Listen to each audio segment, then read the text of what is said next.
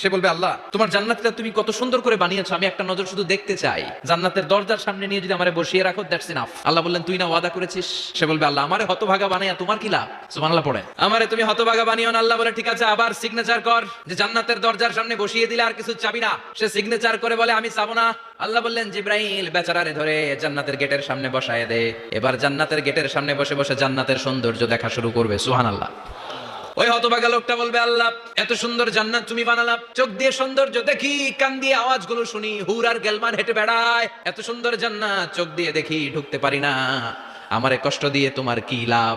ও আল্লাহ আমারে তুমি মাফ করে দাও, জান্নাতের চিপার মধ্যে এক কর্নারে তুমি একটু আমারে জায়গা করে দাও। আল্লাহ বলবেন ওয়াই হাক ইবনা আদম, তোর ধ্বংস হোক হে আদম জাত, মা আগদারাকা, তোর চেয়ে বড় গাদ্দার আমি আমার সৃষ্টিকুলে কাউরে দেখি নাই, কারণ তুই আমার সাথে চুক্তি করিস আর চুক্তি ভঙ্গ করিস। আল্লাহর রহমতের দরিয়ায় তখন জোশ খেলে যাবে, ওর আকুতি মিনতি চাহনি আল্লাহর